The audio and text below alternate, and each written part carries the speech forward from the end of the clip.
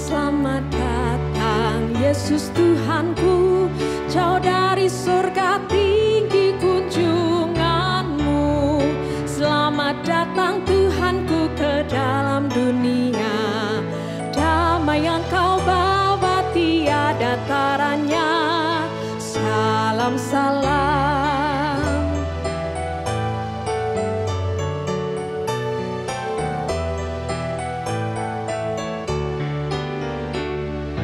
Nyanyian malaikat nyaring bergema, gembala mendengarnya di Efrata.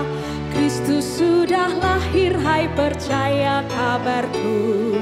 Dalam kandang domba kau dapat bertemu. Salam salam.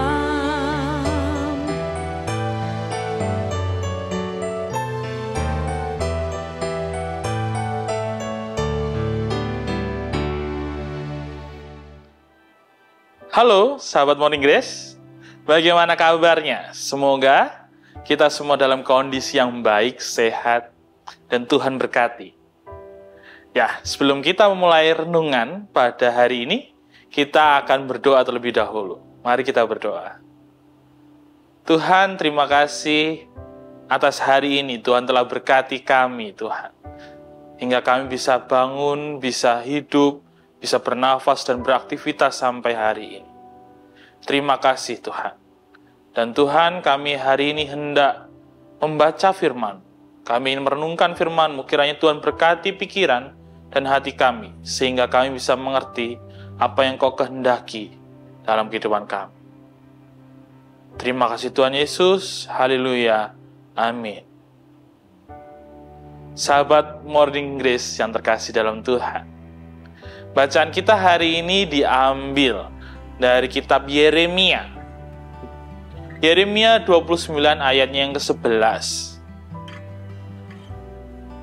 Yang berbunyi, sebab aku ini mengetahui rancangan-rancangan apa yang ada padaku mengenai kamu, demikianlah firman Tuhan, yaitu rancangan damai sejahtera dan bukan rancangan kecelakaan, untuk memberikan kepadamu hari depan yang penuh harapan.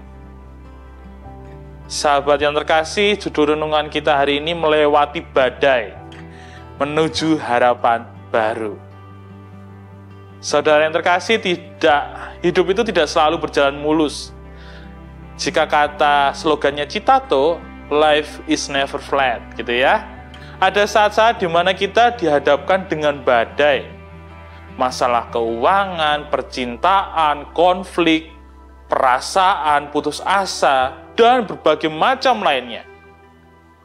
Badai ini bisa saja mengguncang iman kita dan membuat kita bertanya, mengapa ini harus terjadi? Namun badai bukanlah akhir itu.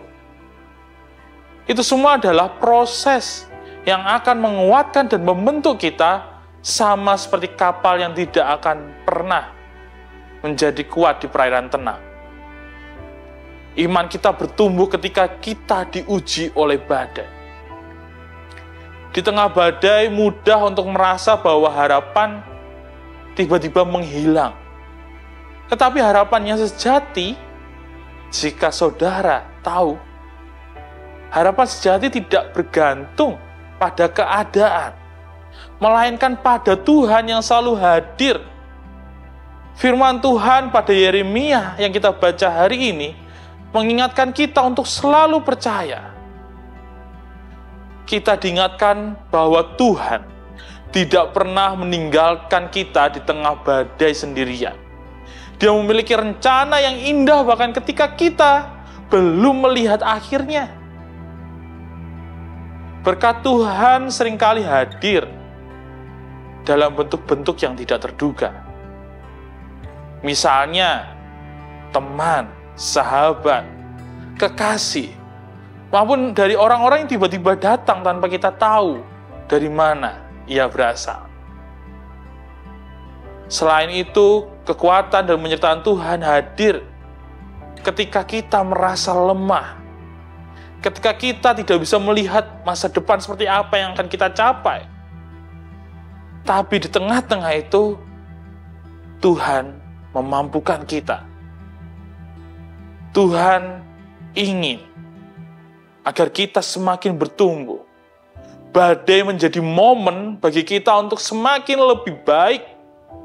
Ketika kita memilih untuk tetap berpegang pada Tuhan, kita akan semakin dekat dengannya. Melalui doa, membaca firman, mencari Tuhan di tengah kekacauan, iman kita menjadi lebih dalam.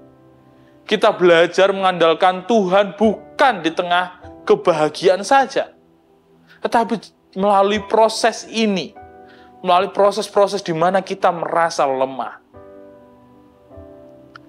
Di dalam proses ini kita menjadi tekun, dewasa, dan kita menjadi siap untuk badai-badai berikutnya. Namun saudara yang terkasih, apakah segalanya ini tentang diri kita saja? Atau Tuhan mempersiapkan badai-badai ini agar kita menjadi lebih baik?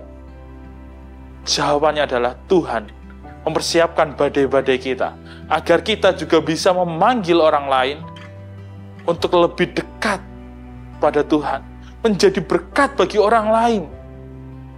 Ada banyak orang di sekitar kita yang juga mungkin menghadapi badai, sehingga kita diharapkan sebagai orang yang bisa melewatinya, sebagai orang yang dekat dengan Kristus bisa menjadi penolong, menjadi terang bagi mereka, menjadi orang yang mengulurkan tangan, sehingga kita bisa menjadi perpanjangan tangan Tuhan. Kita bisa menjadi orang-orang yang membantu mereka melewati tahun-tahun yang sulit bagi kehidupan mereka. Maka dari itu, di tahun 2025 yang kita lalui, kiranya kita semakin teguh beriman, bertumbuh dalam Tuhan, dan menjadi terang bagi sesama. Percayalah, badai akan berlalu, dan di ujungnya ada fajar yang baru, penuh harapan dan berkat yang tidak terduga. Ingat apa yang dikatakan Yeremia tadi, bahwa Tuhan tidak pernah merancangkan kegagalan dalam hidup kita, tapi Dia merancangkan yang terbaik bagi hidup kita. Tuhan Yesus memberkati. Mari kita masuk dalam doa. Tuhan, terima kasih atas anugerah-Mu yang begitu luar biasa dalam kehidupan kami. Tuhan, kami telah melewati badai-badai yang mungkin berat di tahun kemarin. Badai percintaan, ekonomi, keluarga. Kami percaya bahwa setiap badai yang Engkau hadirkan, itu Engkau izinkan karena kami harus bertumbuh. Karena Engkau tahu kami bisa melewatinya. Dan kiranya di tahun yang baru ini, di mana badai pasti akan datang, kami bisa melewatinya sama seperti tahun 2024 kemarin. Kami bisa menjadi orang-orang yang melewati badai itu dengan percaya diri, bahkan menjadi penolong bagi sesama kami yang sedang terkena badai. Kiranya kami menjadi saluran berkat-Mu bagi dunia ini, Tuhan. Ajari kami untuk setia dalam setiap rancangan-Mu dalam kehidupan kami. Terima kasih ya Tuhan. Haleluya. Amin. Selamat datang Yesus Tuhanku, jauh dari surga tinggi kunjungan-Mu. Selamat datang Tuhanku ke dalam dunia, damai yang Kau bawa tiada taranya. Salam salam.